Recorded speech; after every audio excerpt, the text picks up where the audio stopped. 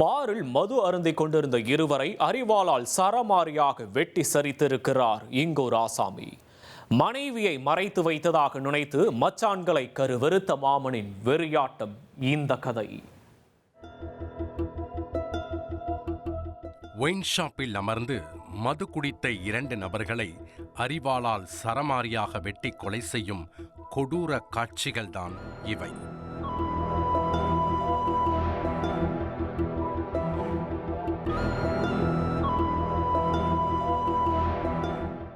ஒன்றல்ல 2 அல்ல 16 முறை கோரமாக விழுந்த வெட்டுகளில் சம்பவ இடத்திலேயே ஒருவர் துடிதுடித்து பலியாகியுள்ளார். மற்றொருவர் மருத்துவமனையில் சிகிச்சை பலனின்றி இறந்து போயிருக்கிறார்.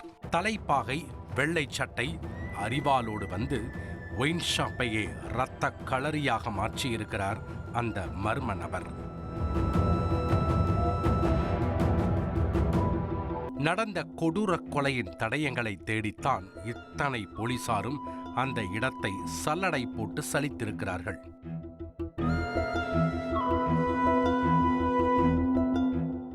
ஏன் இத்தனை கொலைவெறி? வயதானவர்களை இப்படி வளைத்து வளைத்து வெட்டி கொன்றதன் பின்னணி என்ன என்று தெரிந்து கொள்ள செய்தியாளர் ஆண்டனியுடன் களத்தில் இறங்கினோம். கயத்தாறு காவல் சரகத்துக்குட்பட்ட கம்புலிங்கம்பட்டி மேலத்தெருவைச் சேர்ந்தவர் கோமு. 58 வயதாகிறது. இவரது மனைவி தங்கத்தாய். கோமு மது அருந்தும் பழக்கம் உடையவர். இதனால் போதை தலைக்கேறும் போதெல்லாம் கோமுவுக்கும் அவரது மனைவி தங்கத்தாய்க்கும் இடையே சண்டை ஏற்படுவது வழக்கம். அப்படித்தான் கடந்த 6 மாதங்களுக்கு முன்பாக கணவன் மனைவிக்கிடையே ஏற்பட்ட தகராறில் தங்கத்தாய் வீட்டை விட்டு வெளியேறியதாக தெரிகிறது. ஆனால் அவர் எங்கே இருக்கிறார் என்று கோமுவுக்கு தெரியவில்லை.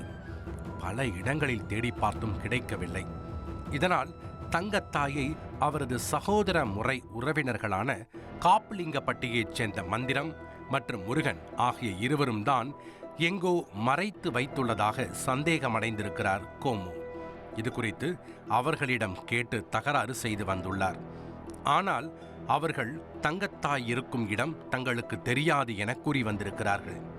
இந்த நிலையில்தான் சம்பவத்தன்று கயத்தார் அருகே தளவாய்புரத்தில் உள்ள மதுபான கடை பாரில் மந்திரமும் முருகனும் மது அருந்திக் கொண்டிருந்தனர்.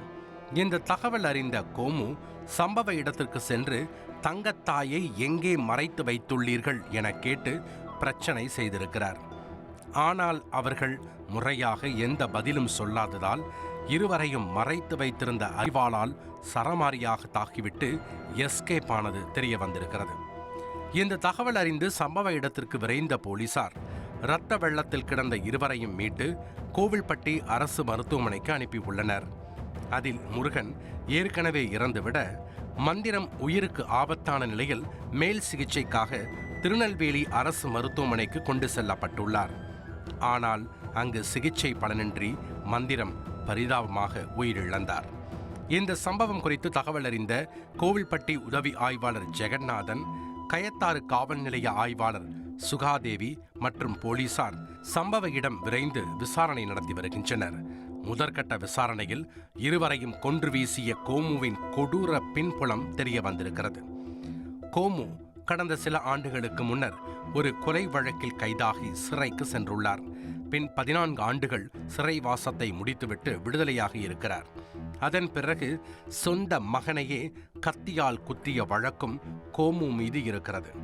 இந்த நிலையில்தான் மனைவியை மறைத்து வைத்ததாக நினைத்து 2 மச்சான்களையும் கோமு இப்படி கொடூரமாக வெட்டி கொன்றுள்ளார்.